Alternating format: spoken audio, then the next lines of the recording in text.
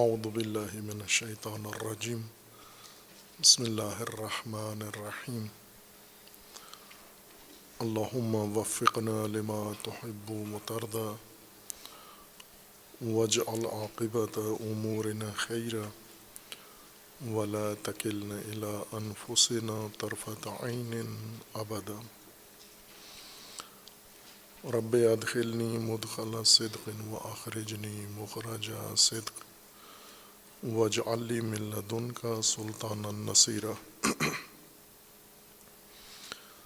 سورہ مبارکہ بقرہ آیات کریمہ وَإِن كُنتُم فِي رَيْبٍ مِّمَّا نَزَّلْنَا عَلَىٰ عَبْدِنَا فَأْتُوا بِسُورَةٍ مِّن مِّثْلِهِ وَادْعُوا شُهَدَاءَكُم مِّن دُونِ اللَّهِ إِن كُنتُمْ صَادِقِينَ فَإِن لَّمْ تَفْعَلُوا وَلَن تَفْعَلُوا فَاتَّقُوا النَّارَ الَّتِي وَقُودُهَا النَّاسُ وَالْحِجَارَةُ أُعِدَّتْ لِلْكَافِرِينَ۔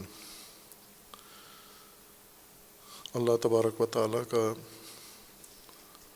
فرمان ہے کہ اگر تمہیں ریب ہے، تمہارے اندر ریب ہے، یا تم ریب رکھتے ہو مما نزلنا قرآن کے متعلق، اس منشور دین کتاب کے متعلق بد اعتمادی ہے و بدگمانی ہے تمہارے اندر، اور تم یہ سوچتے ہو کہ یہ اللہ کا کلام نہیں ہے بلکہ کسی غیر اللہ کا، من دون اللہ کسی کا کلام ہے، یا رسول اللہ صلی اللہ علیہ وآلہ وسلم نے خود بنا لیا ہے یہ کلام، یا کسی سے تعلیم لیا ہے، یا کسی اور کا کلام نقل کیا ہے، اگر یہ تمہارا گمان ہے تو اس صورت میں تم اس کا ثبوت پیش کرو، اور ثبوت یہ ہے کہ اگر یہ اللہ کا نہیں ہے، کسی انسان کا ہے، تو پھر آپ کے لیے بھی ممکن ہے، مقدور ہے، ایسا کلام، ایسا منشور، ایسا دستور آپ بھی لا کر دکھاؤ۔ مکمل قرآن کا بھی قرآن کریم میں ہے کہ آپ قرآن کی طرح قرآن لے کر آؤ، قرآن کے اجزاء کی طرح کچھ جز لے کر آؤ، مثل لے کر آؤ جو خصوصیات میں اسی کی مانند ہو، مثلیت اس کے اندر لازمی ہے، یہ مماثلت ہو، جو کچھ خصوصیات اس کی ہیں وہی خصوصیات آپ بھی لے کر آؤ، اور پھر یہ کہو، ثابت کر دو کہ یہ اللہ کا کلام نہیں ہے چونکہ اس کی مثل غیر اللہ نے لا کر پیش کر دیا ہے۔ لیکن یہ کام تم نہیں کر سکے اور نہیں کر سکتے ہرگز۔ فَاتَّقُوا النَّارَ الَّتِي وَقُودُهَا النَّاسُ وَالْحِجَارَةُ، پس پھر آگ سے بچو جس کا ایندھن انسان ہیں و حجارہ ہیں، اعدت للکافرین، جو کافرین کے لیے آمادہ شدہ ہے، آمادہ کی گئی ہے۔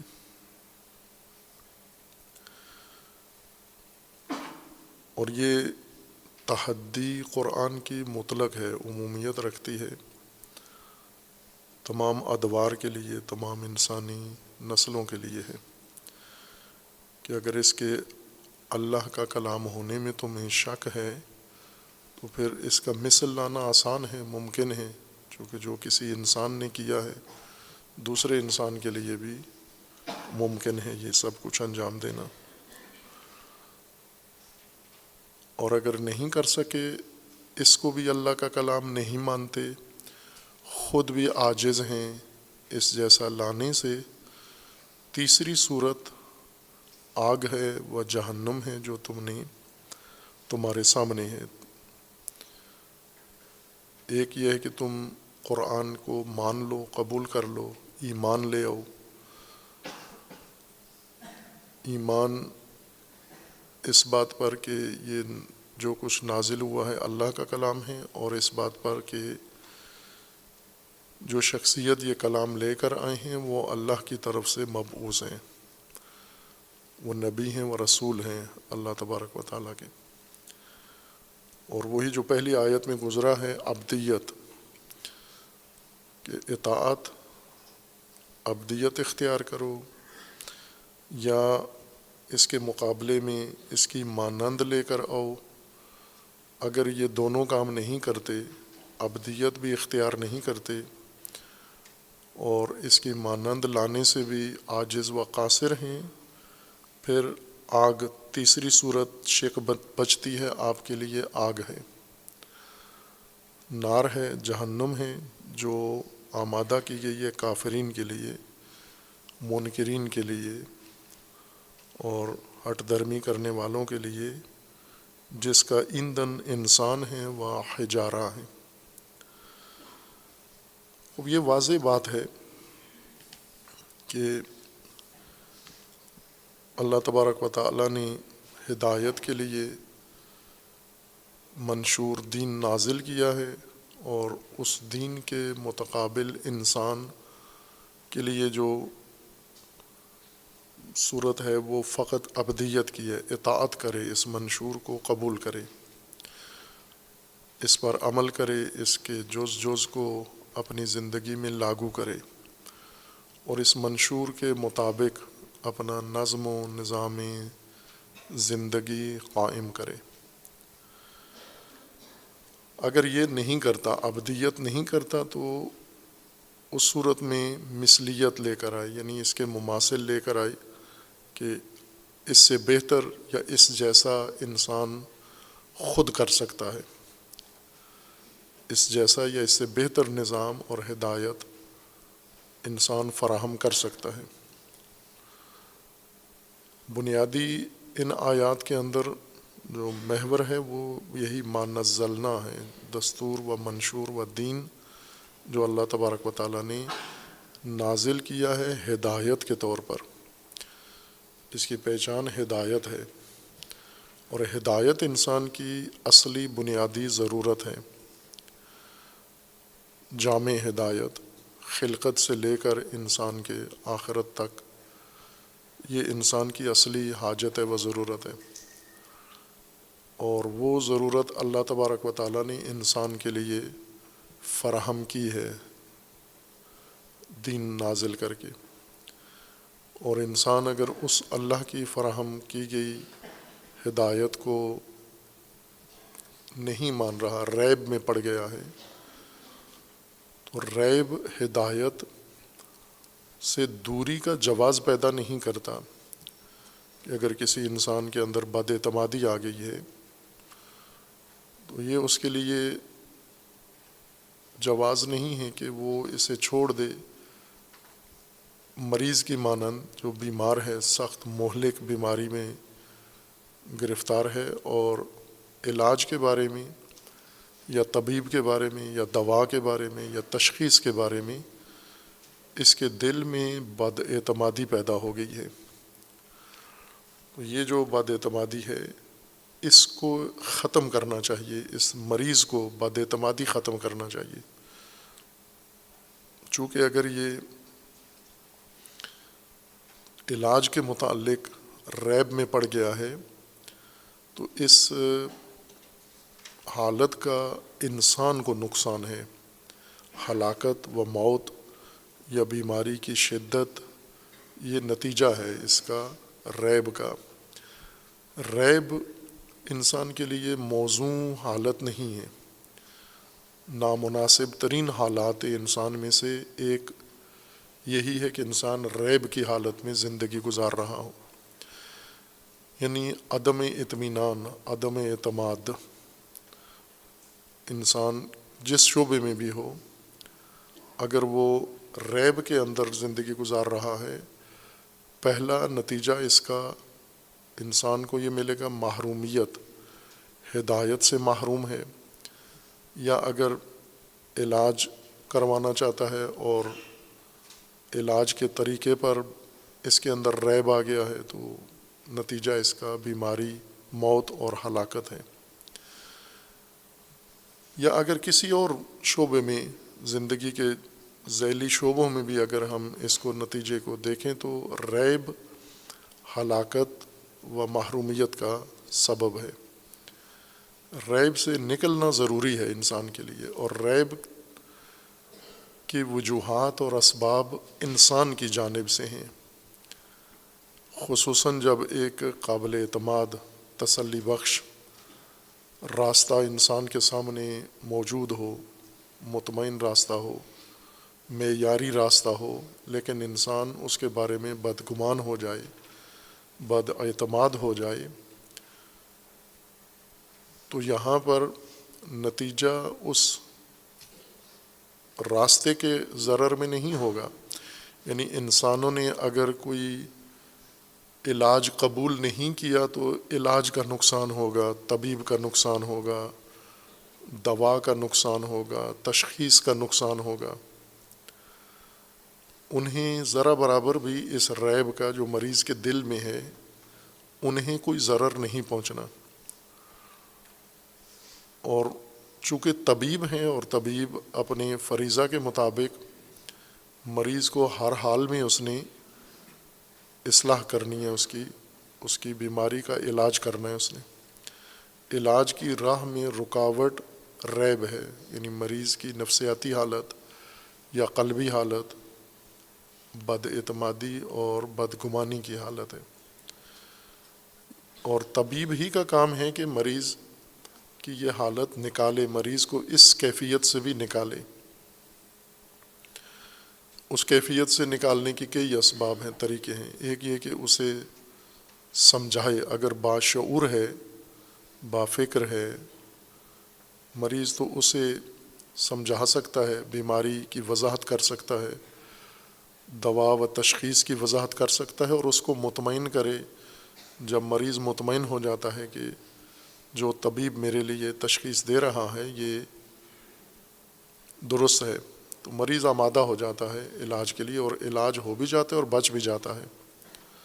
جیسے آئے روز ہم دیکھتے ہیں، یہ معمول ہے انسانوں کے اندر، کوئی دل کا بیمار ہو گیا ہے، قلبی بیماری ہے، اس کی شریانیں بند ہیں اس کی، اور طبیب کے پاس جاتا ہے، طبیب تشخیص دیتا ہے اس کے لیے کہ آپ کی شریانی خون کی رگیں بند ہیں، لیکن مریض کو اعتماد نہیں ہوتا طبیب کی بات پر، لہٰذا حاضر نہیں ہوتا یہ علاج کرنے کے لیے، اور نتیجہ اس کا یہ ہے کہ اگر تب مریض حاضر نہیں ہے تو چند دن کے اندر اس کو حملہ ہوگا، دورہ پڑے گا، اور یہ موت کی حد تک آگے جا سکتے اور جاتے بھی ہیں۔ بہت سارے مریض ہیں جو یا طبیبوں کی طرف رجوع نہیں کرتے یا رجوع کرتے ہیں لیکن انہیں اعتماد نہیں ہوتا، اسپتال پر اعتماد نہیں ہے، ڈاکٹر پر اعتماد نہیں ہے، طریقہ علاج پر اعتماد نہیں ہے، اور اس کے بجائے دوسری چیزوں کا سہارا لیتے ہیں۔ مثلاً اگر انہیں طبیب تشخیص دیتا ہے کہ آپ کا آپریشن ہوگا آپ کے دل کا، اور بائی پاس ہوگا، اور آپ کے یہ جو بندش ہے شریانوں کی اسے کھولا جائے گا آپریشن کے ذریعے سے، لیکن مریض یعنی یہ مان لیتا ہے کہ میں مریض ہوں، دل کا مریض ہوں، طبیب کے تشخیص دیے ہوئے علاج پر مطمئن نہیں ہے، اسی کو ریب کہتے ہیں۔ شکوک ہیں، شبہات ہیں، جہالت ہے، یا جو بھی موانع ہیں جس وجہ سے وہ ذہنی طور پر حاضر نہیں ہیں اس طبیب سے علاج کرانے کے لیے، اور خود طبیب کو کہتا ہے، یا طبیب جب پوچھتا ہے کہ اگر آپ نے آپریشن نہیں کرانا تو پھر کیا کرو گے، تو وہ کہتا ہے میں اس کے لیے کسی پیر کے پاس جاؤں گا، دم پڑوا لوں گا، پھونک مروا لوں گا، کوئی ایسی چیز نوش کر لوں گا، کہیں سے تبرک لے کے کوئی مقدس کسی جگہ سے مس کی ہوئی چیز میں کھا لوں گا، اور باقی جو رائج طریقے ہیں ان طریقوں سے میں اپنا علاج کرا لوں گا۔ یہ مثل ہے، مثلیت ہے کہ طبیب کے پاس جو طریقہ ہے، دوا ہے، اس کی مثل اس نے لے کر آیا ہے کہ میں جا کر روحانی طریقے سے یا کسی عطائی طریقے سے میں اپنا علاج کرا لوں گا۔ اور کثرت سے کرتے ہیں لوگ، جہاں شعور کم ہو، جہالت زیادہ ہو اور لا علمی زیادہ ہو، فہم کم ہو، جیسا مثلاً ہماری قوم ہے کہ وہ اس بے شعوری میں مبتلا ہے، کثرت سے مبتلا ہے، اور آئے روز ہلاک بھی ہوتے ہیں، مر بھی جاتے ہیں اپنی اسی ریب کی وجہ سے۔ کشتگان ریب ہیں یہ، چونکہ انہیں اس نظام پر اعتماد نہیں ہے، یا بعض لوگ ہیں جو اس کے بارے میں ریب ڈال دیتے ہیں، شبہات ایجاد کرتے ہیں۔ عموماً یہ جعلی روحانی معالج طبی طریقے پر ان کے دلوں میں ریب ڈال دیتے ہیں، جس سے ان کا اعتماد اٹھ جاتا ہے۔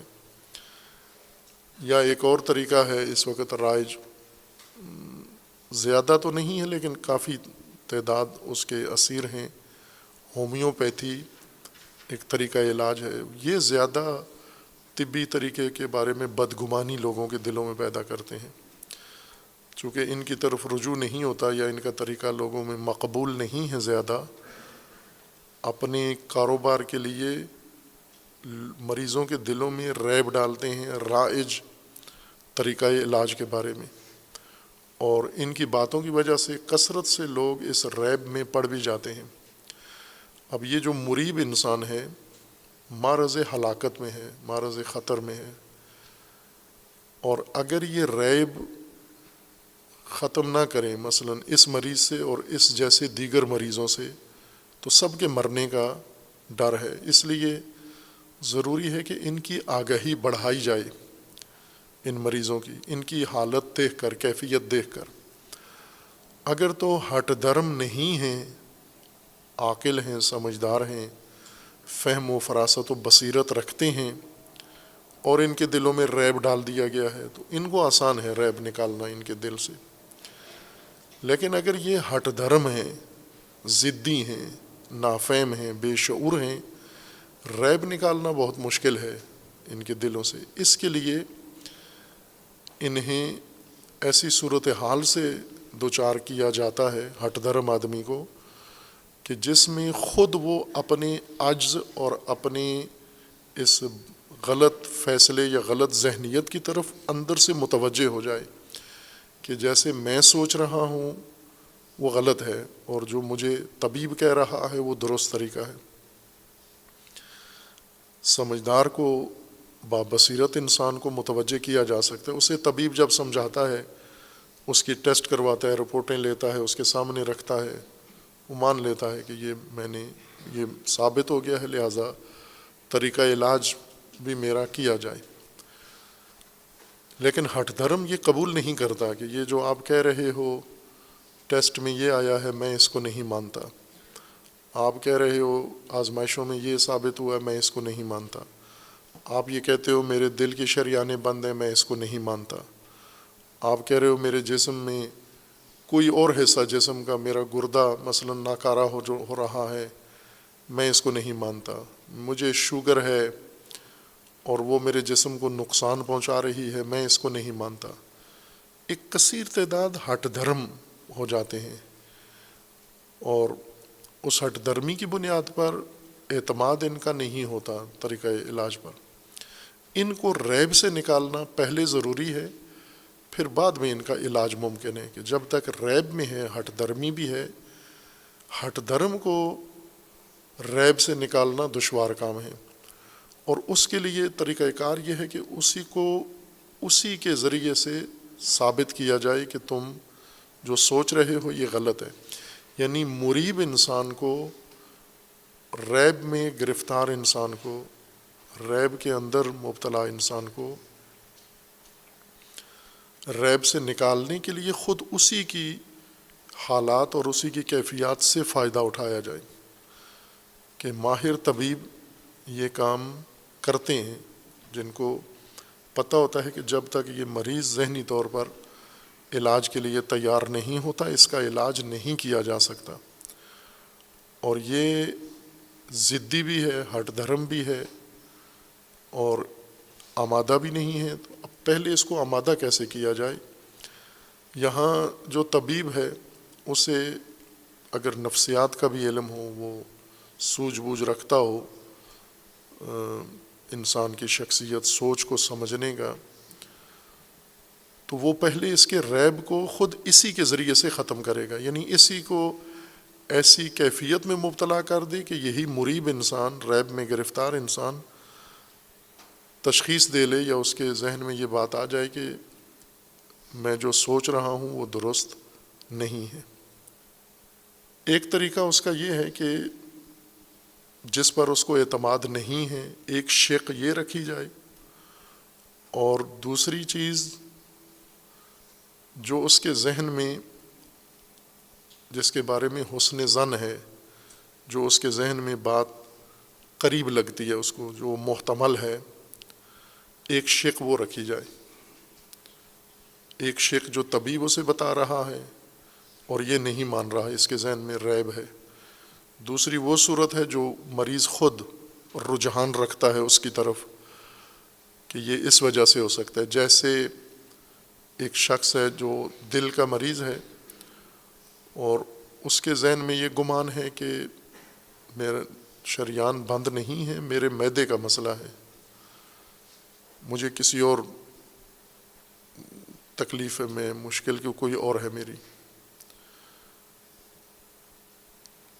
خوب اس صورت میں اس مریض کو ان دو کیفیتوں کے درمیان کھڑا کیا جائے کہ ایک طرف جو آپ کا طبیب کہہ رہا ہے کہ آپ کے شریانے بند ہیں، دوسری طرف سے آپ کا خیال یہ ہے کہ آپ کو معدے کی مشکل ہے، ہاضمے کی مشکل ہے۔ ان دونوں میں آپ طبیب تو ثبوت دے رہا ہے آپ کو، اس نے آزمائشیں کروائی ہیں، ٹیسٹ لیے ہیں، اور ان کے ذریعے سے آپ کو بتا رہا ہے کہ آپ کے اندر یہ مشکل ہے، آپ اس کو نہیں مانتے، اعتماد نہیں کر رہے۔ اب جو آپ کہہ رہے ہو اس کے ثبوت لا کے دو کہ آپ کو معدے کا مسئلہ ہے برفرض، اس کا ثبوت لو، آپ کے پاس معدے کی خرابی کی جو ثبوت ہیں وہ آپ فراہم کرو، اور اس مریض کو ان دونوں کے درمیان یہ موقع دیا جائے کہ جس چیز کو نہیں مان رہا طبیب کی تشخیص کو، اس کا بھی یہ ثبوت پیش کرے، اور جو خود تشخیص دیے ہوئے ہے یا کسی کے ذہن کی وجہ سے اس میں یہ بات آئی ہے، اس کا بھی ثبوت پیش کرے۔ اور مسئلہ اس کی موت و حیات کا ہے، یوں نہیں ہے کہ یہ ایک گفتگو ہے جس میں اس نے اظہار رائے کرنا ہے، اس کی زندگی سے اس کا کوئی تعلق نہیں ہے، فقط ایک قول ہے، زبانی طور پر اس نے اظہار کرنا ہے۔ دونوں صورتوں سے اس کی زندگی اور موت وابستہ ہے کہ یا طبیب جو راستہ بتاتا ہے اس کے ذریعے سے اس کی زندگی بچ سکتی ہے، یا یہ خود جو تشخیص دے رہا ہے اس کے ذریعے اس کی زندگی بچ سکتی ہے۔ اور یہ ضروری ہے اس مریب انسان کو اس طرف آگاہی دینا کہ تیری موت اس بیماری کی وجہ سے یقینی ہے، نجات کے دو راستے ہیں، ایک جو تو خود سمجھ رہا ہے اور ایک طبیب تجھے بتا رہا ہے، ان دونوں میں سے تجھے ایک چننا ہے، ایک کے ذریعے سے اپنی نجات کا انتظام کرنا ہے۔ یعنی یہ مریض کو یہ باور کرانا ضروری ہے کہ اس کی زندگی خطرے میں ہے، ورنہ اگر وہ اس بابت اپنے آپ کو محفوظ سمجھتا ہے کہ میری زندگی کو کوئی خطرہ نہیں ہے، مجھے نہ ہاضمے کی بیماری ہے نہ دل کی بیماری ہے، دونوں صورتوں میں پھر ناممکن ہے اس کو نہ طبیب کی مشورے پر عمل کرے گا نہ اپنی طریقہ علاج سے علاج کرے گا، دونوں طریقوں کو چھوڑ دے گا، چونکہ وہ اپنے آپ کو مریض ہی نہیں سمجھتا، جاہل ہے۔ یہ اس طبقے میں چلا جاتا ہے جن کے بارے میں قرآن نے پہلے فرمایا ہے، سواء علیہم اانذرتہم ام لم تنذرہم لا یؤمنون، ختم اللہ علی قلوبہم، یہ اس طبقے میں، اور ظاہر ہے کہ اس کو پھر ہدایت کرنی ہی نہیں ہے، اس کو انذار نہیں کرنا، اللہ تبارک و تعالیٰ نے ہدایت روک لی ہے اس سے، چونکہ اس کے اندر آمادگی نہیں ہے۔ ظاہر ہے ایسے شخص کو طبیب کچھ بھی نہیں کر سکتا، اسے صرف اسپتال سے اٹھا کے باہر پھینک دے، اس کے ساتھیوں کے حوالے کر دے کہ اسے لے جائیں، اس کا علاج نہیں ہو سکتا، یہ لا علاج ہے، ناقابل علاج ہے یہ۔ لیکن اگر وہ یہ مانتا ہے کہ میری تکلیف تو ہو رہی ہے مجھے، لیکن اس تکلیف سے نجات کا نسخہ وہ نہیں ہے جو طبیب بتا رہا ہے، وہ ہے جو یہ خود تشخیص دے رہا ہے، یا اس کا پیر اس کو بتا رہا ہے، یا اس کا مرشد اس کو بتا رہا ہے، یا اور کوئی عطائی اور ایسا مکار جاہل جس نے اس کو اس راہ پر ڈال دیا ہے کہ اس طریقے سے اپنا علاج کرو، تو اس کو جب زندگی کا خطرہ محسوس ہو رہا ہو اور اس کے سامنے دو راستے ہوں، دو میں سے اپنے راستے کی تائید میں اس کو ثبوت کے لیے مامور کریں آپ۔ جو یہ نہیں ثابت کر سکتا، چونکہ طبیب کے سامنے واضح ہے بیماری کہ اس کو معدے کی کوئی تکلیف نہیں ہے، اس کی شریان بند ہے، لہٰذا اگر یہ ثبوت لینے بھی جائے تو اس کے پاس نہیں ہے ثبوت، اور نہ ملے گا اور نہ مل سکتا ہے۔ طبیب کیوں وثوق سے کہہ رہا ہے کہ نہ کوئی روحانی پیشوا نہ کوئی غیر روحانی پیشوا ہرگز اس کا مدعا ثابت نہیں کر سکتا، چونکہ طبیب کے اوپر حقیقت واضح ہے، روشن ہے کہ اس کی شریانیں بند ہیں۔ اب یہ جتنا بھی ثبوت لائے اس کے معدے کا، اس کو کہیں سے بھی نہیں ملے گا، اس لیے طبیب وثوق کے ساتھ اس کو اس صورتحال میں پیش کرتا ہے کہ آپ لے کر آؤ، ثبوت لے کر آؤ کہ آپ کو معدے کی تکلیف ہے۔ اگر آپ ثبوت لے آئے تو ٹھیک ہے، میں بھی مان لوں گا، لیکن کہاں سے ملے گا ثبوت؟ چونکہ طبیب کو تو حقیقت مریض معلوم ہے، اور یہ بھی ایک غور طلب بات ہوتی ہے ہدایت کے لیے، خصوصاً یہ مثال جو روایات کے اندر بھی پیش کی گئی ہے،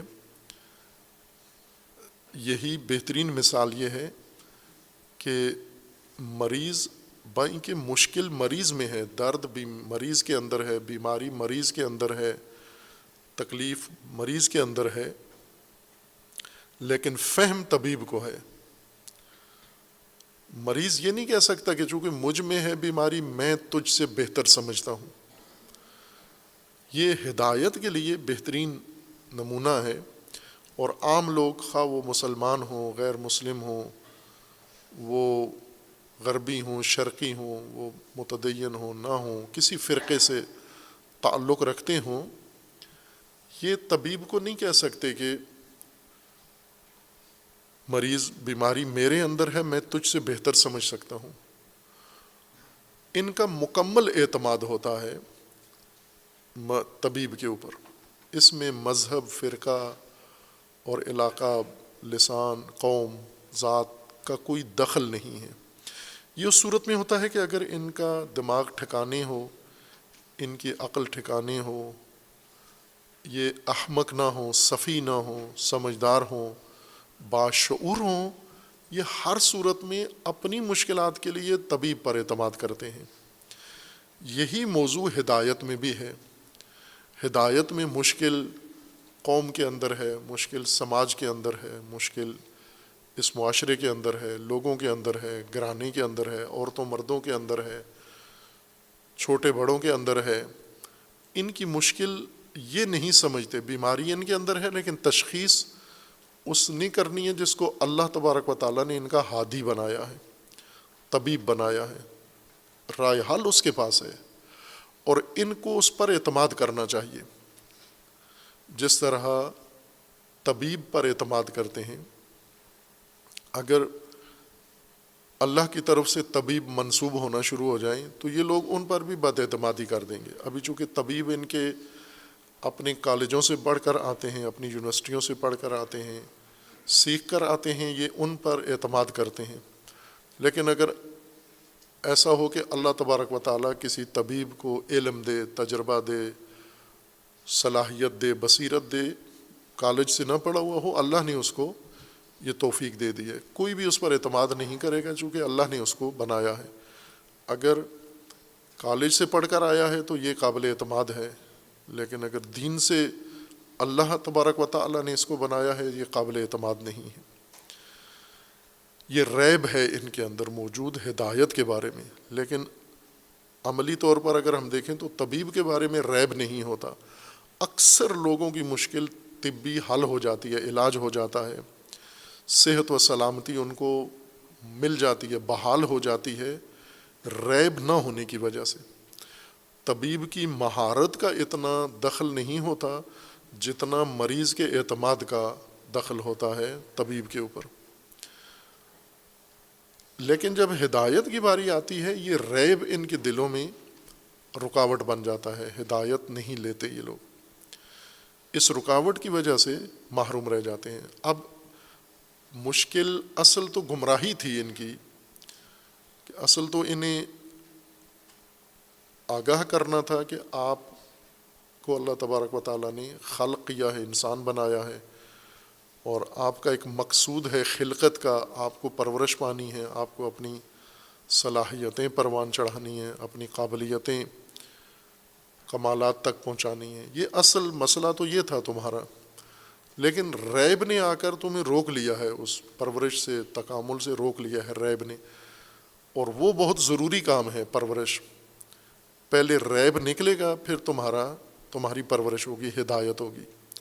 اس لیے اللہ تبارک و تعالیٰ نے ان کی پرورش کے لیے، ان کی ربوبیت کے لیے، ان کے دلوں میں جو رکاوٹ ہے ریب، پہلے اس کو پیش کیا ہے۔ عبدیت اختیار کرو، اعبدوا ربکم، عبدیت اختیار کرو اپنے رب کی، اور اس کی ثبوت اور نشانیاں بتا دی ہیں۔ لیکن یہ نہیں ہے آمادہ عبدیت کے لیے، اور نہیں کر رہے ہیں۔ کیوں نہیں کر رہے ہیں؟ چونکہ ریب ہے تمہارے دلوں کے اندر، اور ریب کی وجہ سے تم نے اللہ تبارک و تعالیٰ کی ہدایت کو، ربوبیت کے نظام کو چھوڑ کر انداد بنا لیے ہیں، ند بنا لیے ہیں، اور انداد تمہیں نہیں کر پا رہے، انداد تمہاری پرورش تکامل نہیں کر سکتے، تمہیں بہکا دیا ہے، تمہیں انسانیت سے ہٹا کے جانوروں کی طرف شہوتران بنا دیا ہے انداد نے۔ اندادی نظام نے تمہیں ایک جانور کا درجہ دے دیا، جبکہ ربوبی نظام میں تمہارا انسانی مقام تھا۔ تو یہ اندادی نظام نے تمہیں مسخ کر دیا ہے، اور اللہ کے نظام سے دوری کی وجہ تمہارے اندر ریب ہے۔ یہ ریب صاف کرنا ضروری ہے تمہارے اندر سے۔ ریب صاف کرنے کے لیے اگر یہ باشعور ہوں تو ظاہر بد اعتمادی پیدا ہی نہیں ہوتی، تبلیغ سے، تعلیم سے، تشریح سے، قرآن پڑھنے سے حقیقت واضح ہو جاتی ہے۔ لیکن اگر خود قرآن پر ہی بد اعتمادی ہو جائے، پھر کیا کریں؟ پھر ان کی ایک طرف سے قرآن رکھیں اور ایک طرف ان کا اپنا سوچ رکھیں، اور پھر انہیں کہیں کہ اگر یہ قرآن کو نہیں مانتے تو جو خود سوچتے اس کا ثبوت لے کر آؤ۔ اور جیسا طبیب کو پتہ ہے کہ ان کے پاس کوئی ثبوت نہیں ہے، اسی طرح اللہ تبارک و تعالیٰ کے علم میں ہے کہ ان کے پاس کوئی ثبوت نہیں ہے، کہاں سے یہ قرآن کی مثل کہاں سے لائیں گے؟ یعنی یہ ہدایت جو انسان کی فطرت، انسان کی خلقت اور انسان کی حقیقت کے عین مطابق ہے، ہدایت، ربوبیت و خلقت ہم آہنگ ہیں آپس میں۔ خالق اللہ ہے، اللہ تبارک و تعالیٰ نے یہ وجود ایجاد کیا ہے، مخلوق پیدا کی ہے، اور مکمل آگاہی کے ساتھ اس کے لیے پرورش کا نظام بھی بنایا ہے، اس کے لیے ہدایت بھی رکھی ہے۔ اب یہ نہیں مان رہے اس کو، تو آپ اس جیسا کوئی لے آئیں جس میں یعنی یہی باریکیاں ہوں، یہی حقیقتیں ہوں، کہ انسان کی تمام حقیقت آپ کے مثل کے اندر موجود ہوں، تشریح انسان کی یہی ہو، حقیقت انسان کی واضح ہو، مقصد انسان کا واضح ہو، اور ہر چیز کی پرورش کے لیے اس کے پاس یہی قرآن ہی کی طرح وضاحت موجود ہو، تمہارے پاس بھی وہی چیز موجود ہو۔ یوں نہیں ہے کہ قرآن ہی کی چیزوں کو پکڑ کے اپنا منشور بنا کے پیش کر دیں، وہ تو قرآن کا ہوگا۔ قرآن کے سے ہٹ کر من دون اللہ اپنی طرف سے لو، بیچ میں کوئی حوالہ قرآن کا نہیں ہونا چاہیے، جو اللہ کا نظام ہے اس کا کوئی حوالہ نہیں ہونا چاہیے، اللہ کی ربوبیت کا کوئی ریفرنس نہیں ہونا چاہیے، ورنہ تو نقالی ہو جائے گی، جعلی کام کرو گے۔ اپنی طرف سے من دون اللہ، یہ منبع اس چیز کا دون اللہ ہو، اللہ کے علاوہ، اللہ کے سوا، اس سے اسناد کر کے لے کر آؤ، اور یہ اگر لے آئے آپ، ٹھیک ہے، اس صورت میں آپ کو حق بنتا ہے قرآن کو جھٹلانے کا، چونکہ آپ لے آئے ہیں قرآن جیسی ہی ہدایت لے آئے، اسی باریکی کے ساتھ، اسی لطافت کے ساتھ اور اسی جامعیت کے ساتھ یہ ہدایت آپ لے آئے ہیں۔ نہ کہ قرآن کہہ رہا ہے کہ ہم نے ایک جملہ عربی بنایا ہے، تم ایک عربی جملہ اتنا فصیح بنا کے لے آؤ۔ یہ تو انسانوں کا آپس میں مقابلے ہوتے ہیں، ٹھن جاتی ہے ایک انسان، مثلا ایک انسان آواز نکالتا ہے، دوسرے کو کہتے تم بھی ایسی آواز نکال کے دکھاؤ۔ ایک انسان اچھلتا ہے، دوسرے کو کہتے تم بھی اتنا اچھل کے دکھاؤ۔ یہ تو انسانوں کے آپس میں مارکے ہیں کہ جو میں نے کیا وہ تم بھی کر کے دکھاؤ۔ اللہ تبارک و تعالیٰ نے یہ انہیں فرمایا ہے کہ یہ اللہ کی طرف سے ہے ہدایت، اس کے بارے میں تمہارے دلوں میں ریب آ گیا ہے، وہ اب آپ لے آؤ، لیکن اس میں شرط یہ ہے کہ دون اللہ ہو، اللہ کے علاوہ جو ما سوا اللہ ہیں ان سے یہ سب کچھ بنوا کے لاؤ۔ اگر دعویٰ تمہارا یہ ہے کہ یہ اللہ کے علاوہ کسی نے بنایا ہے تو آپ بھی پھر بنا لو یہ، اور یہ نہیں کر سکو گے آپ۔ لم تفعلوا ولن تفعلوا، کیوں اتنے وثوق سے کہا گیا ہے لم تفعلوا ولن تفعلوا؟ اب ہم تفسیروں میں دیکھتے ہیں تو عجیب و غریب اس کے بارے میں گمان، حدسیات کہ کسی نہ کسی طریقے سے ہم اس مطلب کو معقول کر کے ظاہر کریں کہ انہوں نے نہیں کیا، چونکہ معاملہ فصاحت کا ہے، مقابلہ فصاحت میں ہے، تو فصاحت تو ہو سکتی ہے، بنائی جا سکتی ہے، پھر کیوں ابھی تک نہیں بنائی؟ اس کے بارے میں کئی پھر دلائل گھڑنا شروع کر دیے کہ یا فصاحت قرآن کریم کی اتنی عالی ہے جو دوسرے عاجز ہیں اس سے، اور کوئی نہیں لا سکا، نہ لا سکتا ہے۔ کیوں نہیں لا سکتا؟ چونکہ اللہ تبارک و تعالیٰ ان کو روک دیتا ہے قانون صرف کے تحت، یعنی جب بھی کوئی کام کرنے آتے ہیں تو خدا انہیں منصرف کر دیتا ہے۔ اگر اللہ رکاوٹ نہ ڈالے تو یہ فصاحت میں لے آئیں گے قرآن کی مثل۔ خوب اس طرح سے نظریات پھر بنا لیے گئے ہیں کہ مقابلہ چونکہ فصاحت کا ہے، اس وجہ سے فصاحت، کیوں فصاحت قرآن کی طرح کی فصاحت آج تک پیدا نہیں ہوئی؟ خوب اول تو یہ ہے کہ ہے، موجود ہے، فصاحت کم نہیں ہے مختلف لغتوں کے اندر۔ مثلا ابھی اگر کسی ادیب کو بتائیں کہ قرآن اور نہج البلاغہ میں سے بتائیں کون زیادہ فصیح ہے، اسے نہ بتائیں یہ قرآن ہے اور یہ نہج البلاغہ ہے، صرف ایک خطبہ نہج البلاغہ کا اور ایک سورہ قرآن کا رکھیں تو وہ یقیناً کہے گا نہج البلاغہ زیادہ فصاحت ہے اس کے اندر۔ یا دیگر ادیب جنہوں نے فصاحت، جن کے فصاحت نصاب بن چکی ہے اور ہر زبان کے اندر ہیں، مثلاً آپ، اور قرآن تو زبان کی بھی قید نہیں لگا رہا نا، مطلقہ کہہ رہا ہے انسانوں کو، کسی بھی دور کا انسان، کسی بھی نسل کا انسان وہ قرآن کی مثل و مانند لے کر آئے، اور اس کے لیے شرط نہیں ہے عربی کی۔ ہم فارسی میں جا کر دیکھیں، اس قدر فصیح بلیغ فارسی متون ہیں کہ لوگ ان کے بارے میں مبالغے کرتے ہیں کہ بعض اوقات انہیں کہتے ہیں کہ یہ بشر کا کلام نہیں ہے، جیسے نہج البلاغہ کے بارے میں کہا جاتا ہے کہ یہ کلام بشر سے مافوق ہے اور کلام خالق سے نیچے ہے۔ یہ اللہ تبارک و تعالیٰ کے احترام میں کہتے ہیں کہ خالق کے کلام سے نیچے ہے، بشر کے کلام سے اوپر ہے۔ یعنی نہج البلاغہ فصاحت کے اس درجے پر ہے کہ کہا جاتا ہے کہ بشر اتنی فصاحت نہیں دکھا سکتا، وہ یہ بشر ہی نے تو دکھائی ہے یہ فصاحت۔ فارسی میں ایسے متون موجود ہیں جن کے بارے میں یہی کہا گیا ہے کہ ایک بشر اتنی فصیح بات نہیں کر سکتا، یہ حتماً الہام ہوا ہے، اس فصیح شاعر کو یا ادیب کو کوئی چیز الہام ہوئی ہے۔ خوب یہ باتیں فصاحت و بلاغت میں نہیں ہے، یہ مارکا ہدایت میں ہے کہ انسان کی ہدایت ایک اللہ کی طرف سے ہے، اور جن کے ریب ہے وہ بتائیں کہ انسان کی ہدایت کے لیے اور کیا آپ کے پاس منبع ہے، ذریعہ ہے، اور یہ نہیں لا سکتے آپ۔ لم تفعلوا ولن تفعلوا، ہرگز ناممکن ہے یہ کرنا آپ کے لیے۔ یہ اس بنیاد پر نہیں ہے کہ ان کو اللہ روک دیتا ہے ورنہ یہ مل کے سارے کر، چونکہ قرآن کی تحدی یہ ہے کہ آپ اکیلے کرو، مل کے کرو، سارے شہداء مل کے کرو، تمام جن و انس مل کے کرو۔ یہاں تک ہے کہ اگر انسان ناکافی ہو جاتے ہیں، جنوں کو بھی ساتھ ملا لو، تمام مخلوقات کو ملا لو، من دون اللہ جو کچھ ہے. جیسے آج انسان نے ایک مصنوعی ذہانت بنا لی ہے، مصنوعی ہوش، جس سے ڈر بھی رہے ہیں، خود بنا بھی رہے ہیں اور خوف سے لرز بھی رہے ہیں کہ یہ مصنوعی ہوش کیا کرے گی انسان کے ساتھ، انسان کو نابود کر دے گی. لیکن یہ مصنوعی ہوش بھی مدد کے لیے لے آئی. انسان سارے، جن سارے، اور یہ مصنوعی ہوش، آرٹیفیشل ہوش، یہ بھی شامل کر لیں اس کے اندر. اور کیا لائیں؟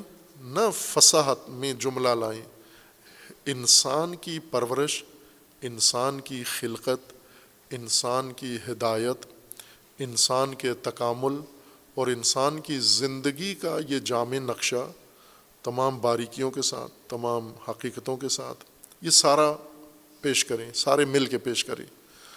لم تفعلوا ولن تفعلوا، یہ نہیں کر سکتے آپ، اس لیے کہ یہ لانے کے لیے خالق ہونا ضروری ہے. قرآن کریم جیسی ہدایت لانے کے لیے رب ہونا ضروری ہے، وہ خالق ہونا ضروری ہے، اور وہ نہیں ہے تمہارے اندر، نہ رب ہو نہ تم خالق ہو، پس یہ تمہارے لیے ممکن نہیں ہے. یہ صرف قرآن کا دعویٰ ہو یہ کافی نہیں ہے. یہ اس صورت میں دلیل بنتی ہے کہ وہ خود شخص جو گمراہ ہے، ریب میں مبتلا ہے، اسے اس کے بارے میں مجبور کیا جائے یا اسے اس کے سامنے لا کھڑا کیا جائے کہ یا قرآن کو تسلیم کرو یا قرآن جیسی چیز لے کر آؤ. اور قرآن جیسی تو نہیں لے کر آؤ گے، اور ادھر سے تم ابدیت کے لیے بھی تیار نہیں ہو، اطاعت کے لیے بھی، قرآن ماننے کے لیے بھی تیار نہیں ہو، مثل لانے کی بھی تمہارے اندر صلاحیت نہیں ہے. پھر تیسری صورت ہے نار اور آگ، جہنم ہے. یوں نہیں کہ یہاں صرف یہ ثابت ہو جائے گا کہ آپ نہیں لا سکے، جیسا عموماً کہا جاتا ہے کہ آج تک نہیں لا سکے. خوب جو نہیں لا سکے کدھر گئے، یہ ہوا کیا ان کے ساتھ اور ہوگا کیا؟ یہ جو موجود ہیں نہ قرآن کو مانتے ہیں نہ قرآن کے مثل لاتے ہیں، ان کے ساتھ کیا ہوگا؟ جو پہلے گزر گئے ہیں، نہ قرآن کو مانا نہ قرآن کی طرح کی کوئی چیز لائے. تیسری چیز قرآن نے جہنم و آگ رکھی ہے. مثلا اس وقت جو موجود انسان ہیں جن کی باری ہے، ابھی یہ تحدی کی باری ان کو ہے، قرآن ان سب کو کہہ رہا ہے کہ یا اعبدوا ربکم، اور انداد نہ بناؤ، یا پھر فاتو بصورت من مثلہ، اعبدوا یا فاتو، یا مثل لو یا ابدیت اختیار کرو. اور انہوں نے دونوں کام نہیں کیے. یہی موجودہ نسل انسانوں کی بشمول مسلمانوں کے، مسلمانوں نے قرآن مان تو لیا لیکن ابدیت تو نہیں ہے قرآن کی، ابدیت اللہ کی نہیں ہے، اطاعت نہیں ہے. اور بات اطاعت کی ہے کہ یا ابدیت اختیار کرو یا مثلیت لے کرو. انہوں نے دونوں ترک کیا ہوا، موجودہ انسان نے اللہ کا نظام بھی ترک کیا ہوا ہے، قرآن کی مثل بھی نہیں لا سکے. تو تیسری شک ہے پھر ان کے سامنے، اور وہ ہے فاتقوا النار التی وقودها الناس والحجارہ. پھر تیسری شک جہنم ہے، آگ رہ جاتی ہے. پس ایک مثلث ہے، ایک سراہا ہے تمہارے سامنے، یا ابدیت رب کی، یا مثلیت قرآن کی، یا پھر احراق در نار، جہنم کا لقمہ بننا اور ایندھن بننا، جہنم کا ایندھن بننا. یہ تیسرا آپ کے پاس راستہ رہ جاتا ہے. خوب اب آسان ہے، قرآن نے بہت واضح نقشہ بیان کر دیا ہے کہ جو قرآن اللہ تبارک و تعالیٰ کی نظام ربوبیت اور نظام ہدایت کی پیروی بھی نہیں کرتے، ابدیت بھی نہیں کرتے، اور مثلیت سے بھی عاجز ہیں، تو پھر تیسری صورت یہ ہے کہ یہ اہل جہنم ہیں. وہ جہنم بھی جو قرآن جس کو پیش کر رہا ہے، آگ، نار، جس کے ایندھن ہیں یہ، یعنی اسی کیفیت میں ریب ہو قرآن پر بد اعتمادی، مثل لانے سے عاجزی، اس سے تیسری جو شکل زندگی کی نکلتی ہے وہ ہے ایندھن. یہ ایندھن ہے، آگ کا ایندھن ہے. یہ جو آگ جلے گی ان کے ذریعے سے جلے گی، یہ جلیں گے یہ اس کے اندر. قرآن چھوڑنے سے اور مثل لانے سے عاجز ہونے کے بعد جو کچھ ہوگا وہ انہی کے ساتھ ہوگا. یہ جلیں گے. اس تیسری صورت میں جو آگ بھڑکے گی اس میں یہ جلیں گے یہ سارے. اور یہاں پر بھی اب جو قرآن شک بتا رہا ہے، مفسرین نے اس کو رخ موڑ دیا، ادھار کر دیا انہوں نے کہ یہاں تو کچھ بھی نہیں ہوگا، آپ ابدیت بھی چھوڑ چکے ہو، مثلیت سے بھی عاجز ہو، پھر زندگی گزارو معمول کے مطابق زندگی گزارو. آپ مرو گے، مرنے کے بعد پھر ایک جہنم ہے، آگ ہے، اس کے اندر ڈال دیے جاؤ گے. اس آگ میں جلنے سے فائدہ کیا ہوگا؟ کیا اس آگ نے ہمیں کچھ بچا دینا ہے؟ آگ نے سکھا دینا ہے کچھ؟ یعنی اس سزا کا نتیجہ کیا نکلے گا؟ کیا یہاں کی کمی دور ہو جائے گی اس سے؟ اصل مقصود تو انسان کو ہدایت تک پہنچانا ہے. مقصود انتقام لینا نہیں ہے انسان سے. اللہ اور انسان خالق و مخلوق ہیں، دو مقابل کے ٹکر کی ہستیاں وجود نہیں ہیں. ہم عموماً اگر دیکھیں تشریع دین میں انسان اور رب ایک دوسرے میں دو برابر کی طاقتیں ہیں کہ اللہ انسان سے کچھ کروانا چاہتا ہے، انسان بالکل ماننے کے لیے تیار نہیں ہے. پھر اللہ انہیں سمجھاتا ہے، وہ سمجھتے نہیں ہیں. اللہ انہیں ڈراتا ہے، وہ ڈرتے نہیں ہیں. اللہ پھر انہیں دھمکاتا ہے، وہ دھمکی میں نہیں آتے. وہ بالکل سرے سے اللہ کو سیریس لیتے ہی نہیں ہیں اور اپنی زندگی اپنی ڈگر پہ جا رہے ہیں، اور اللہ بگاڑ بھی کچھ نہیں سکتا ان کا. یہ اپنی مرضی کے مطابق، اپنے منشا کے مطابق، اپنے جی کے مطابق رہ بھی رہے ہیں. یہ عموماً جو صورتحال ہے وہ یہ ہے. اب یہاں اللہ نے زندگی میں تو کچھ نہیں بگاڑا ان کا، نعوذ باللہ.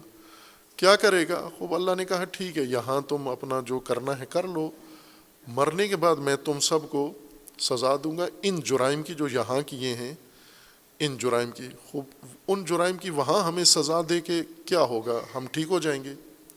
نہیں. کیا ہوگا؟ یہ جو تم دنیا میں جو کچھ کر رہے ہو اور اللہ کو غصہ آ رہا ہے تمہارے اوپر، غضب آ رہا ہے، یہ اللہ اپنا غضب ٹھنڈا کرے گا. جس طرح کوئی حریف آپس میں جب مقابلے میں آتے ہیں، ایک حریف دوسرے کو نقصان پہنچاتا ہے، اس کے دل میں ایک غضب، شدت، غصہ بھرا ہوا ہوتا ہے دن رات، اور وہ اس پوزیشن میں ہوتا ہے کہ کسی طرح میں بدلہ لے لوں، کسی طرح میں انتقام لے کے ایسی ہی چوٹ اس کو بھی لگا دوں تاکہ میرا دل ٹھنڈا ہو جائے. یہ انسانوں کے مابین صورتحال ہے. خالق و مخلوق میں ایسا نہیں ہے. یوں نہیں ہے کہ یہ مخلوق سرکش خالق کے مقابلے میں ہو گئی ہے اور خالق کا ان پر بس نہیں چل رہا، رب کا ان پر کنٹرول ختم ہو گیا، نعوذ باللہ. جس طرح کی عموماً ہم دین کی تشریح کرتے ہیں، قرآن کی تشریح کرتے ہیں، اس سے نہایتاً یہی ثابت ہوتا ہے کہ اللہ کی رٹ قائم نہیں ہے انسانوں کے اوپر. انسان مکمل طور پر باغی ہو گیا ہے اور اس نے اعلان کر دیا ہے اور اللہ کچھ کر بھی نہیں سکتا، انسان کا اختیار سے نکل گیا ہے. اب یہ تو حقیقت کے خلاف ہے. انسان اور غیر انسان کسی صورت میں بھی اللہ تبارک و تعالیٰ کی قدرت سے، اللہ تبارک و تعالیٰ کے حکم سے، اللہ تبارک و تعالیٰ کے نظام سے ایک لحظے کے لیے نہیں نکل سکتے. خوب پھر یہ جاری صورتحال کیا ہے یہ؟ اور جس طرح آپ نے جہنم کو تفسیر کی ہے، یہ تو انسانی خصائل والا ایک جذبہ لگتا ہے کہ یہاں کچھ نہیں کر سکتے، وہاں آئیں گے آپ کو گھیر کے وہاں پر آگ میں پکڑ کے ڈال دیں گے، جلتے رہو گے وہاں، جلتے رہو. خوب اس جلنے سے کیا ہوگا؟ یہ جلنے والے کو کچھ اس کا ثمر پہنچے گا یا جلانے والا اس کو کیا تشفی اور تسلی مل رہی ہے ان کو جلا کر؟ اس طرف عموماً نہیں، ہمارے مفسرین اس بحث کی طرف نہیں آتے. اب اللہ تبارک و تعالیٰ کا فرمانا ہے کہ ہم نے اپنے عبد پر نازل کیا ہے ہدایت آپ کے لیے منشور، آپ اس کو اپناؤ، یہ عبدیت ہے. نہیں اپناتے ہو، ریب ہے اگر تمہارے اندر، تو پھر مثل لے کر آؤ. مثل لانے سے تم عاجز ہو. لم تفعلوا ولن تفعلوا، ہرگز اور کسی زمانے میں نہیں لا سکتے آپ. نہ لا سکنے کی وجہ یہ ہے کہ مثل، پہلے قرآن کو سمجھو کہ ہے کیا چیز، پھر آپ سوچو کہ مثل کیا بنتی ہے قرآن کی.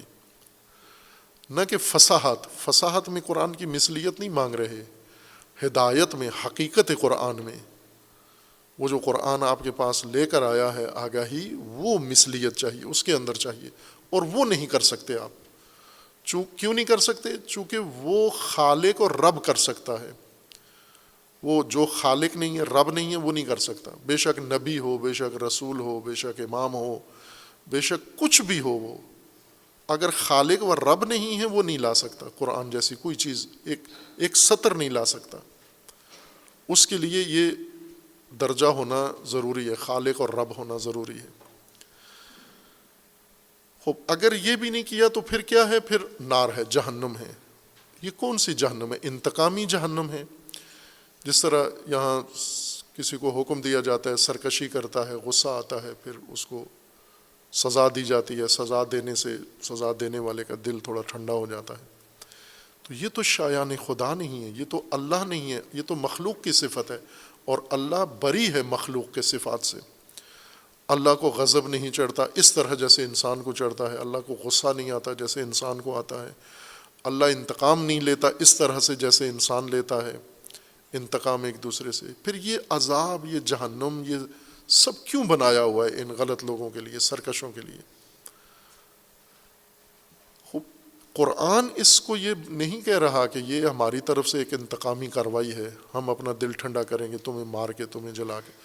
اول تو انسان اور اللہ کا مقابلہ، تقابل درست نہیں ہے. خالق و مخلوق ہیں، اور خالق کا دل ٹھنڈا ہو مخلوق مار کے، مخلوق کو عذاب دے کے. یہ تصور ہی نہیں کرتے عموماً، اس بات میں اتنا اپنے آپ کو زحمت میں نہیں ڈالتے کہ ہم اس کو درست تصور کریں کہ شکل بن کیا رہی ہے. بھلے ایک حکمران کے مخالف لوگ ہو سکتے ہیں، پھر وہ حکمران ان کو سزا دلواتا ہے، تشدد کرواتا ہے، مرواتا ہے، کافی لاشیں گرا کے پھر ٹھنڈا ہو جاتا ہے کہ میں نے ان کو سبق سکھا دیا ہے. آیا اللہ تبارک و تعالیٰ یہ سلاطین و حکمرانوں کی طرح ہے کہ سرکش عوام کو جہنم میں ڈال کے تسلی کر لے گا کہ دیکھا اس وقت میری بات نہیں مانتے تھے، آج پکڑے گئے. دنیا میں نہیں پکڑ سکتا تھا آپ کو، یہاں پکڑے گئے ہو. تو یہ جو جہنم ہے، یعنی تیسری شق ہے، یہ انسان کی روش کا نتیجہ ہے، نہ کہ اللہ تبارک و تعالیٰ کی طرف سے ایک انتقامی کارروائی ہے. یہ انسان کی اسی زندگی کا نتیجہ ہے. جس طرح بہشت ایک نتیجہ ہے، جہنم بھی ایک نتیجہ ہے، ایک طبیعی نتیجہ ہے، نیچرل نتیجہ ہے، نہ مصنوعی نتیجہ، نہ قراردادی نتیجہ ہے. ہم ایک بیج گاڑتے ہیں، پودا، اور اس پودے کو پانی نہیں دیتے، اس کی حفاظت نہیں کرتے، اس کی رکھوالی نہیں کرتے. نتیجہ کیا ہے؟ پھر یہ نہیں ہے کہ غصے میں آ کے پودے کو اکھاڑ کے پھینک کے کاٹ دیتے ہیں، اس کو ٹوکا مار کے ریزہ ریزہ کر دیتے ہیں غصے میں آ کر. یہ تو کوئی بھی نہیں کرتا باغبان. وہ پودا جسے کھاد نہیں ملی، وہ پودا جسے پانی نہیں ملا، وہ پودا جس کی حفاظت نہیں ہوئی، نتیجہ کیا ہے؟ سزا کیا ہے؟ خشک ہو جائے گا، مرجھا جائے گا. یہ نتیجہ ہے اس کا. نہ کہ اسے الگ سے مقدمہ چلایا جائے گا، پھر اسے توڑ مروڑ کے بھوسا بنا کے پھینک دیا جائے گا کہ تجھے کہا تھا وہاں پر سبز ہونا ہے، سبز نہیں ہوا، لہٰذا اب ہمارے انتقام کا نشانہ بنا ہے. یہ تو ایک طبیعی نتیجہ ہے کہ کھاد نہیں ملی، پانی نہیں ملا، زمین نہیں ملی، حفاظت نہیں ملی، خشک ہو گیا. یہ خشک ہونا یہ نتیجہ ہے. یہ جہنم ہے اس پودے کے لیے. اور دوسری طرف سے ایک پودا ہے، کاشت کیا ہے، اس کو ساری چیزیں دی گئی ہیں، مہیا کی گئی ہیں، سرسبز ہے، پھل دے رہا ہے. یہ کیا ہے؟ یہ ثواب و اجر باہر سے، مارکیٹ سے خرید کے نہیں دیا گیا. یہ جو درخت کے اوپر پھل لگا ہوا، یہ نتیجہ ہے اس کا اپنا رشد کا، پرورش کا. اس نے جو پرورش پائی ہے، اور ماحول پرورش کا ملا ہے، نظام پرورش میں اس نے پرورش پائی ہے، یہ نتیجہ ہے، طبیعی نتیجہ ہے اس کا۔ انسان بھی اسی طرح سے ہے، ہدایت بھی انسان کے لیے، ہدایت کا ایک طبیعی نتیجہ ہے، اس کا نام ہے جنت، بہشت رکھا گیا ہے۔ اور ایک انسان کی زندگی کا ایک طرز زندگی کا نتیجہ ہے جہنم و نار، وہ بھی انسان کی زندگی کا ایک نتیجہ ہے۔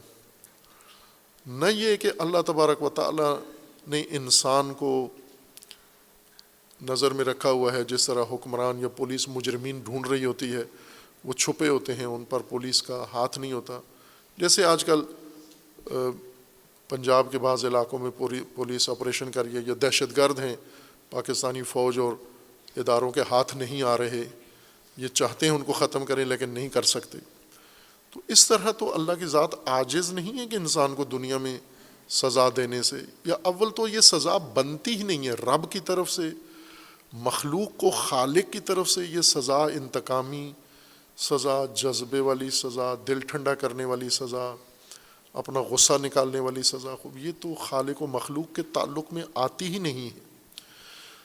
خالق نے جو نظام بنایا ہے مخلوق کے لیے، اس کے نتائج رکھے ہیں، وہ نظام ہے اور نتیجہ ہے، یہ نتائج نکلیں گے، ان نتائج کو نار کہا گیا ہے۔ لہٰذا وہ تیسری شک نتیجہ ہے، خوفناک نتیجہ، آتشین نتیجہ ہے۔ فَإِن لَمْ تَفْعَلُوا وَلَن تَفْعَلُوا فَاتَّقُوا النَّارَ الَّتِي وَقُودُهَا النَّاسُ وَالْحِجَارَةُ، آگ ہے جس کے ایندھن انسان ہے۔ خوب یہ خود دلیل ہے، یہ آگ جس میں جلیں گے انسان، کون سے انسان؟ جن کو اوپر خطاب کیا گیا ہے، ایھا الناس اعبدوا ربکم، وہی ناس۔ ناس اگر ابدیت اختیار کریں، خوب یہ ناس ایک نتیجے پر پہنچیں گے۔ یہ ناس اگر ابدیت بھی اختیار نہیں کرتے، ریب میں پڑ جاتے ہیں، شبہات میں پڑ جاتے ہیں، اور بد اعتمادی بدگمانی میں پڑ جاتے ہیں، اور ابدیت بالکل چھوڑ دیتے ہیں، مثلیت بھی لانے سے عاجز ہیں، تیسری صورت کیا ہے کہ اب ایک آگ اسی ترک ابدیت سے ایک آگ بھڑکے گی جس میں یہ خود جلیں گے، یہی ناس جلیں گے، جنہوں نے ترک ابدیت کیے یہی جلیں گے اس آگ کے اندر۔ کیوں جلیں گے؟ نہ کہ باہر سے آگ لگائی جائے گی، یہ وقود اس کا خود ہوں گے، آگ انہی سے بھڑکے گی، آگ بھڑکانے والے بھی یہی ہیں، اس آگ میں جلنے والے بھی یہی ہیں۔ خوب یہاں ایک اور الجھن مفسرین کی راستے میں آ گئی ہے، یعنی اول تو فاتقوا النار التی وقودها الناس، تقوی یہاں اپنے اصلی معنی میں اگر لیں تو معنی دیکھیں، اور تقوی جو رائج معنی ہے ڈرو، تقوی قرآنی معنی میں یعنی حفاظت۔ اب ایک راستہ ابدیت کا تھا، دوسرا مقابلہ تھا مثلیت کا، دونوں ترک کر گئے، اور تیسری شک ہے آگ ہے تمہارے سامنے، اب اس سے محفوظ بھی رکھو۔ پھر کیا انتظام ہے آپ کے پاس آگ سے محفوظ رکھنے کا؟ اب آگ کون جلائے گا؟ آگ تم خود ناس نے جلانی ہے۔ کیوں؟ ترک ابدیت سے۔ ترک ابدیت دوسری صورت آگ ہے، اس آگ سے تو محفوظ رکھنا ہے اپنے آپ کو، یہ تقوی ہے۔ اتقو، اس آگ سے محفوظ رکھو اپنے آپ کو۔ اگر ابدیت چھوڑ دیے تو اب کوئی انتظام کرو آگ سے محفوظ ہونے کا۔ کون سی آگ؟ جو تم نہیں جلائی ہے، وقودها الناس۔ لیکن بعد میں ہے حجارہ، اور حجارہ کا معنی ہے پتھر، یعنی اس جہنم میں انسان جلیں گے اور پتھر۔ سوال یہ ہے کہ پتھر بھی انسان کی طرح مجرم ہوں گے، پتھروں کو کیوں جلایا جائے گا؟ پتھروں کا کیا قصور ہے؟ کیا پتھروں کو بھی کہا گیا تھا کہ آپ مثل لے کر آؤ قرآن کا، یا قرآن کی ابدیت اختیار کرو؟ یا پتھروں کو کہا گیا ہے کہ ان کنتم فی ریب مما نزلنا علی عبدنا، یہ کنتم میں پتھر بھی شامل ہیں، یعنی انسانوں اور پتھروں دونوں ہمارے عبد پر نازل ہونے والے قرآن کو قبول کرو۔ اگر ریب ہے تو پھر مثل لو، مثل نہیں لائے تو پھر آگ میں جلو گے۔ تو انسان بھی نہیں لا سکے اور نہیں لا سکتے، پتھر بھی ناکام رہے، لہٰذا پتھروں کو بھی آگ میں جلاؤ اور انسانوں کو بھی جلاؤ۔ یہ پتھر کیوں جل رہے ہیں بیچ میں؟ یہاں آ کے پھر مشکل بن گئی ہے۔ اور اس مشکل کے لیے راستے مختلف نکالے گئے ہیں، بہت زحمت، بہت ظاہر قرآن کریم میں اس طرح کی جب آیات آتی ہیں تفسیر طلب جن کے معنی اس طرح سے انہیں اپنی تفسیروں کے مطابق نہیں سیدھے لگتے تو بہت علماء کو محنت کرنا پڑتی ہے، اور کی ہے انہوں نے کہ یہ پتھر بت ہیں، اصل وہ ہر پتھر نہیں ہے بلکہ وہ پتھر جو بتوں کے طور پر مورتیاں بنائی گئی تھیں یہ وہ پتھر ہیں، یا یہ وہ پتھر ہیں جو انسانوں کو کہا گیا ہے کہ پتھر ہیں یہ کل حجارہ، یا جنہیں انسانوں کو پتھر بنا دیا، جیسے بعض پیروں کی کرامت میں ہوتا ہے کہ ان کا مرید نافرمان ہو گیا تو انہوں نے اس کو چٹان بنا دیا، اس طرح کے پتھر ہیں جو اللہ کے حکم سے نافرمان سارے پتھر بن جائیں گے، پھر ان پتھروں کو جلایا جائے گا اس میں۔ پھر جتنا آگے بڑھتے گئے تو وہ اتنا ہی حقیقت سے دور ہوتے گئے۔ پتھر کیوں جلیں گے؟ پتھر کا ایندھن، انسان کا جلنا تو سمجھ میں آتا ہے کہ انسان کیوں جلے گا، چونکہ ابدیت چھوڑ دی ہے اس نے، اللہ نے اس کو پیدا کیا ہے، اللہ نے اس کی پرورش کے لیے نظام بنایا ہے، اور اللہ نے اسے کہا ہے کہ اب جو اللہ نے نظام بنایا اس کی اطاعت کرنی ہے، اس نے چھوڑ دی۔ اس زندگی کا کیا نتیجہ ہوگا جو اللہ نے بنائی ہے اور اللہ نے اس کے لیے اہتمام کیا اور انسان نے اس کو چھوڑ دیا کہ ویسی نہیں گزارتا میں زندگی، جیسے میرا رب کہہ رہا ہے میں ویسے نہیں گزاروں گا، جیسے میرا نفس کہہ رہا ہے میں ویسے زندگی گزاروں گا۔ خوب اس زندگی کا نتیجہ کیا ہوگا؟ آگ۔ کون جلے گا؟ خود یہی ناس جنہیں خطاب کیا جا رہا ہے یا ایھا الناس اعبدوا، یہی ناس ہیں، آگ کا ایندھن بنیں گے۔ پتھر بیچ میں کیوں جلیں گے؟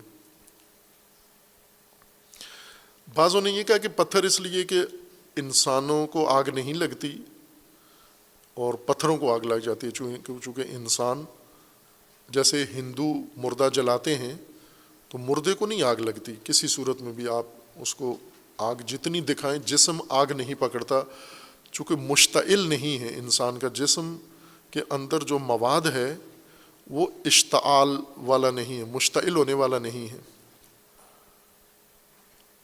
لیکن بعض چیزیں مشتعل ہو جاتی ہیں، جیسے پیٹرولیم میں مشتعل ہو جاتا ہے، تیل جل جاتے ہیں، اور لکڑیاں، بھوسا، ہر چیز جلتی ہے، انسان نہیں جلتا، جانور نہیں جلتا، مشتعل مواد نہیں ہے اس کے وجود میں۔ اصل جلانا انسان کو مقصود ہے، لیکن چونکہ انسان سے آگ نہیں بھڑکائی جا سکتی لہذا پتھر آگ بھڑکانے کے لیے ڈالے جائیں گے، پھر اس بھڑکی ہوئی آگ میں انسانوں کو ڈالا جائے گا۔ تو پتھر اس لیے آگ بھڑکانے کے لیے کوئی وسیلہ چاہیے، اس وجہ سے ڈالے جائیں گے۔ نہ، وقود اور وقود میں فرق ہے۔ وقود جو چیز جلتی ہے، وقود جلنا ہے یا جس کے ذریعے سے آگ بھڑکتی ہے۔ اور بھی توجیحات ہیں، بعضوں نے کہا کہ کچھ پتھر ایسے ہوتے ہیں جنہیں رگڑنے سے آگ نکلتی ہے، تو یہ وہ پتھر ہوں گے جو پہلے آگ جلانے کے لیے رگڑا جائے گا اور پھر اس کے بعد انسان اس آگ میں ڈال دیے جائیں گے اور جلیں گے۔ لیکن ہمیں قرآن سے ہدایت سمجھنے کے لیے، اور وہ بھی جس طرح قرآن نے فرمایا کہ سیدھی ہدایت ہے، مبین ہدایت ہے، اتنی پیچیدہ نہیں ہے جتنا آپ نے اس کو دور لے گئے ہیں، سیدھی سیدھی بات تھی کہ ابدیت اختیار کرو اپنے رب کی۔ اگر شک ہے اب رب نے ابدیت کے لیے جو مواد دیا ہے، ما نزلنا ہے، ہم نے جو اپنے بندے پر نازل کیا، اس کو پیروی کرو۔ اگر اس میں ریب ہے، نہیں مانتے، تو مثل لا کے ثابت کر دو کہ یہ اللہ کا نہیں ہے، بندے کا کلام ہے، پھر آپ حق بجانب و حجت تمام ہے، اور وہ آپ کر نہیں سکے اور نہ کر سکتے ہو آپ۔ تو تیسری صورت یہ ہے کہ ابدیت بھی آپ نے چھوڑ دی، مثل بھی نہیں لا سکے، تو پھر یہ تیسرا راستہ آگ والا ہے۔ آگ جس کا ایندھن انسان ہے، یعنی انسان بھڑکائیں گے یہ آگ اور جلیں گے انسان اس میں۔ پتھر بیچ میں کیوں جلیں گے؟ پتھروں کا تو کوئی قصور نہیں ہے، پتھروں کو تو کوئی سزا نہیں مل رہی ہے، انسانوں کو سزا مل رہی ہے۔ پتھروں نے اس آگ میں کوئی منفی کردار ادا نہیں کیا ہے۔ خوب یہ قرآن خود وضاحت کرے گا کہ یہ پتھر کیا ہیں، کون سے پتھر ہیں یہاں پر جو جلیں گے، اور ان کا جلنا ضروری ہے۔ ان ناس بھی جلیں گے، حجارہ بھی جلیں گے، اور حجارہ اس آگ کے ذمہ دار ہیں، جیسے ناس ذمہ دار ہیں، حجارہ بھی ذمہ دار ہیں اس آگ کے۔ اس لیے دونوں کی بھڑکائی ہوئی آگ ہے، ناس و حجارہ دونوں کی بھڑکائی ہوئی آگ ہے، اور دونوں کا جلنا اس میں نتیجہ ہے۔ جس طرح پہلے کہا کہ یہ نار وہ پاداشی نار یا انتقامی نار نہیں ہے، یہ نار نتیجہ ہے، خود انسانوں ہی کی بھڑکائی ہوئی آگ ہے جو انسانوں ہی کو جلائے گی۔ اور اس میں جیسا قرآن نے بھی کہا ہے کہ اس میں خاکستر نہیں ہوں گے انسان، آگ تو خاکستر کر دیتی ہے، یہ مردہ جو ہندو جلاتے ہیں وہ خاک ہو جاتا ہے، ایک بڑا الو لکڑی رکھتے ہیں، اس کے اوپر مردہ رکھتے ہیں، وہ آخر کار بالکل ہڈی بھی جل جاتی ہے، گوشت بھی جل جاتا ہے، بالکل خاکستر ہو جاتا ہے، کباب نہیں بنتا۔ کباب تو تھوڑی سی آگ دکھانے سے جسم بنتا ہے، زندہ حیوان یا انسان کا جسم معمولی آگ دکھائیں تو کباب بنتا ہے، لیکن اگر اس کو آگ میں رکھیں، دبا دیں تو وہ بالکل خاکستر ہو جاتا ہے۔ جیسے بسا اوقات بلڈنگوں کو، گھروں کو، فیکٹریوں کو آگ لگتی ہے، اس کے اندر پھنسے ہوئے انسان یا گاڑیوں کو، وہ بالکل خاکستر ہو جاتے ہیں، اور وہ خاک ان کی اٹھا کے وہ گنگا میں بہا دیتے ہیں، کسی دریا میں پھینک دیتے ہیں۔ یہ ان کا ایک طریقہ کار ہے ہندوؤں کا، تو وہاں تو خاکستر ہو جاتی ہے۔ قرآن فرماتا ہے یہ آگ جو جلانی ہے، جو انسان نے خود بھڑکائی ہے، اس میں خاکستر نہیں ہوگا، ان کی جلدیں جلیں گی، پھر دوبارہ نئی جلدیں آ جائیں گی، خاکستر نہیں ہوں گے۔ یہ کیسی آگ ہے کہ جو جلائی ہے، خاکستر بھی نہیں ہونے دے رہی ہے، اور بجھ بھی نہیں رہی ہے، اور کسی مرحلے میں ختم بھی نہیں ہو رہی ہے، بڑھتی ہے تو بڑھتی ہی چلے جائے گی، اور اس میں انسان اضافہ ہوتے جائیں گے۔ یہ آگ میں قدم قدم پہ آگ انسانوں کو لگتی رہے گی۔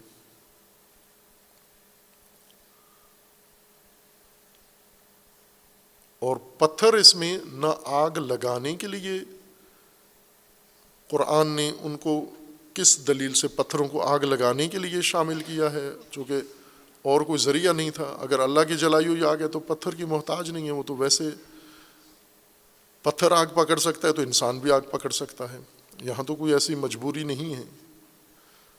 اگر پٹرول کہا جاتا کہ پٹرول ڈالا جائے گا تو وہ تو سمجھ میں آتی تھی، لیکن پتھر تو آگ پکڑنے والی چیز نہیں ہے۔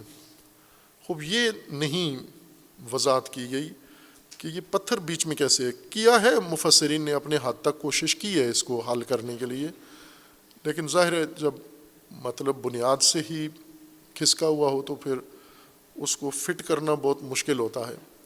اگر قرآن کی ترتیب سے چلے ہم تو وہ سیدھی بات ہے، بالکل روان بات ہے، الجھی ہوئی نہیں ہے، کسی جگہ مشکل بنتی نہیں ہے کہ اس کو حل کیا جائے۔ ہم یہ بعد میں انشاءاللہ بیان کریں گے۔ صلی اللہ علیہ محمد۔